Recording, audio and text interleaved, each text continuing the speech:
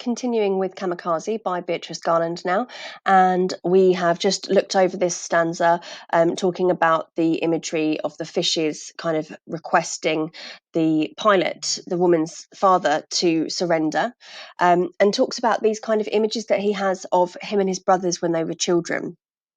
Some language you might not understand, so if you click on the word cairns, it's a burial mound to mark graves or serve as memorials. So these children, when they were younger, they were creating these kinds of monuments, but they didn't perhaps necessarily realise the darker undertone, the macabre sense of what they were doing there. And it's almost, when the pilot is flying over to go on his one-way journey into history, he's remembering and perhaps noticing the significance of what is being said, and what he used to do as a child.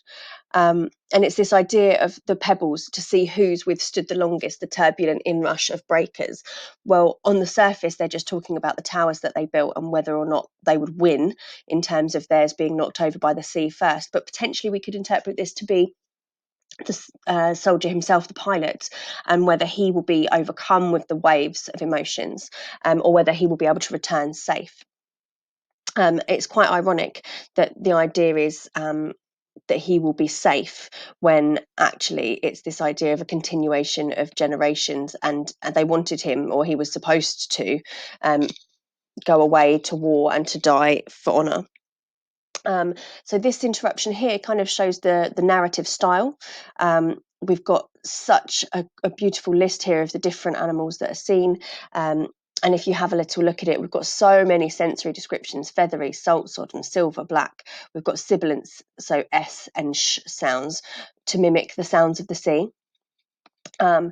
And then we've got this dark prince, the tuna, muscular and dangerous. And it could refer back to the samurai reference from earlier.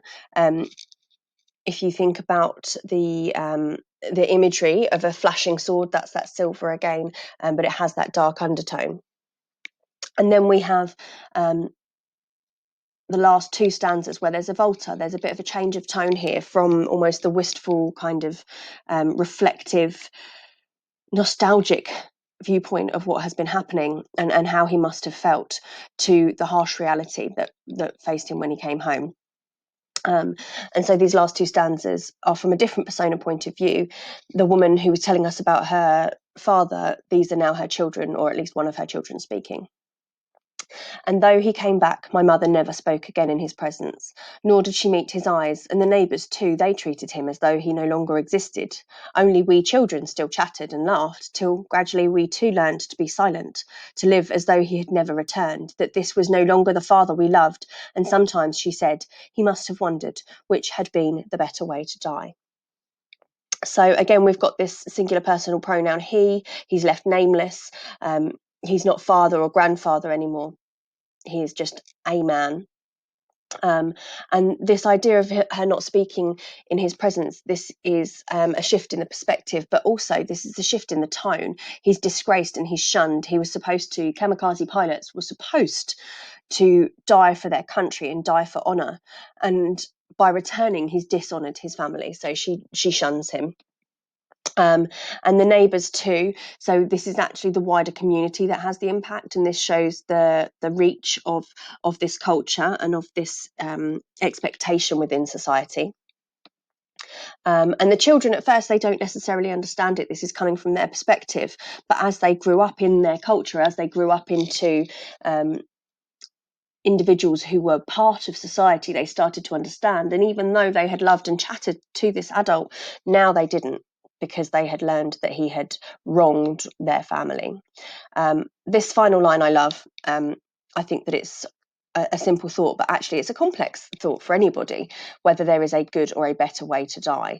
And it's actually not necessarily that he physically died, because he came back from war, he turned his plane around and he returned to his family.